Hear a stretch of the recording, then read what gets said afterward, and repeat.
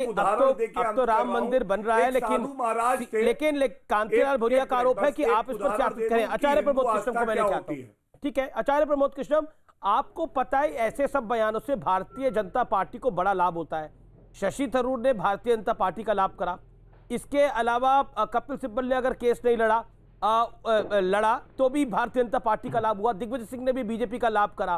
क्या आपको लगता है कि आज आपका, मैं एक इंटरव्यू पढ़ रहा था नवभारत टाइम्स में, उसके अखबार में, नवभारत टाइम्स अखबार में छपा था, आप कह रहे थे कांग्रेस में कुछ नॉन पॉलिटिकल लोग ज्यादा एक्टिव हैं। क्या आपको लग रहा है ये उसी की वजह से है आचार्य जी?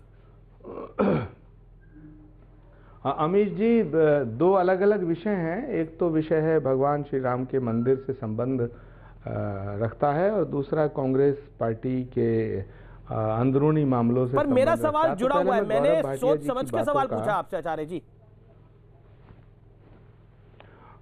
अमीश जी, पहली बात तो यह है कि भगवान श्री राम का मंदिर बीजेपी ने नहीं बनाया है और सुप्रीम कोर्ट के आदेश से बन रहा है।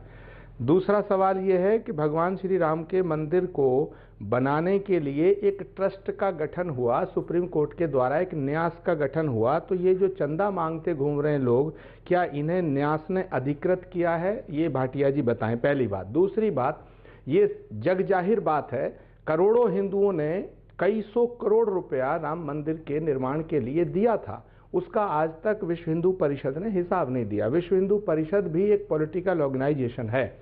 अब मैं कहना चाहता हूं कि विश्व हिंदू परिषद ने उस पैसे का हिसाब नहीं दिया, चलो ठीक है, जबकि मंदिर तो अब बनना शुरू हुआ, तो वो 1400-1500 करोड़ रुपया कहां गया? क्या भगवान राम के भक्तों को, दान देने वाले भक्तों को, चंदा देने वाले भक्तों को उनकी श्रद्धा के आधार पर उसका हिसाब लेने का अधिकार नहीं है? पहला सवाल। दूसरा, गौरव भाटिया जी से मैं कहना चाहता हूं, भगवान राम की सबसे बड़ी भक्त पार्टी तो कांग्रेस है। राम मंदिर का ताला कांग्रेस ने खुलवाया, राम मंदिर की शिलान्यास भी कांग्रेस पार्टी के रिजिम में हुआ, सारे काम तो भगवान राम के कांग्रेस पार्टी की सरकार के कार्यकाल में हुए। तो आप इसका श्रेय क्यों लेना चाहते हो?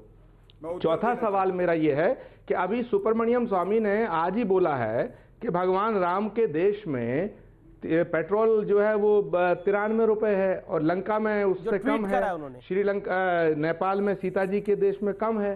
तो ये जो सुब्रमण्यम स्वामी का बयान है, इससे बीजेपी सहमत है या नहीं है? ठीक है, उसका जवाब देंगे गौरव भाटिया, लेकिन आपने बोला कि ये कांतिलाल भूरिया हिसाब मांग रहे थे, ये हिसाब मांग रहे थे, ये बोल रहे थे कि राम भक्त दारू पीते हैं, ये हिसाब मांग रहे थे। आचार्य जी, आपको लगता है ये हिसाब मांगने वाला बयान था?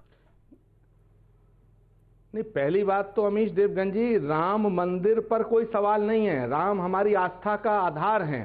सवाल है, कांतिलाल भूरिया ने जो कहा है वो राम मंदिर पे सवाल नहीं उठाया है, ना कोई राम मंदिर बनाने से रोक सकता है। राम मंदिर बन रहा और बनेगा। करोड़ों भक्तों की आस्था का आधार है भगवान श्री राम। ये दिन देखना हमारा सौभाग्य है। अमीश देवगन, आपका भी सौभाग्य है कि अपनी आंखों से अपने जीवन में हम राम का मंदिर बनता हुआ देख रहे हैं। तो इस सौभाग्य को कांतिलाल भूरिया जैसे लोग दुर्भाग्य क्यों बना रहे हैं? मेरा सवाल तो यही है आचार्यवर आपसे।